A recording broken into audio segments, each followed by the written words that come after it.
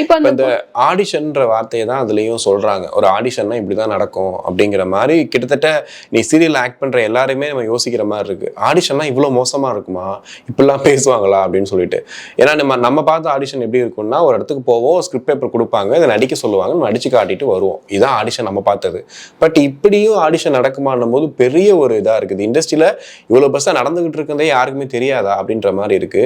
நீங்க பார்த்த வரைக்கும் ஆடிஷன் இந்த மாதிரி தான் இருக்கா? 0% கூட கிடையாது. யார் ஒருத்தர் வந்து சினிமாவோட ஆத்மார்த்தமான புரிதல் இல்லாம நீங்க அவுத்து போடுங்க, உங்களுக்கு நான் வாய்ப்பு தரேன்னு சொன்னா அங்கவே அவங்களோட பச்சை பொறுக்கித்தனம் தெரியணும் எல்லா பெண்களுக்குமே.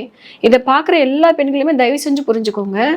ஒரு ஆடிஷன் அப்படின்னா அங்க உங்களோட உடம்பு அவங்க கண்ணுக்கு தெரியவே தெரியாது. நீங்க எவ்வளோ பெரிய ஐஸ்வர்யா ராயை விட மிஞ்சி போய் அவ்வளோ அழகுல சினிமாவை லவ் பண்றவங்களுக்கு அங்க வந்து ஒரு கேரக்டர் ஆர்டிஸ்டா மட்டும் தான் தெரிவாங்க. இந்த கதையை பாத்திரத்துக்கு இவங்க இருந்தா சரியா இருக்கும், இவங்களை பார்க்கும்போது இவங்க முகம் ரொம்ப அட்மையர் பண்ணுது, இவங்க முகம் ரொம்ப பொலிவா இருக்கு, இவங்க ரொம்ப வந்து கவர்ச்சியா இருக்காங்க, இவங்களை நம்ம ஸ்கிரீன்ல இந்த விதமா நம்ம காமிக்கும் போது இதை வந்து ஆடியன்ஸ்க்கு நிறைய பேருக்கு பிடிக்கும், இவங்க கனவு கண்ணியா ஆகிறதுக்கான வாய்ப்புகள் இருக்கும் அப்படிங்கிற அந்த பாசிபிலிட்டிஸ்ல அந்த நோக்கத்துல மட்டும்தான் ஒரு கதை நாயகியை தேர்ந்தெடுப்பாங்களே தவிர நீங்க உடம்பு காமிச்சா போதும்னு சொல்லிட்டு வந்திருந்தாங்கன்னா இன்னைக்கு எல்லா பெண்களுமே சினிமால தான் இருந்திருப்பாங்க.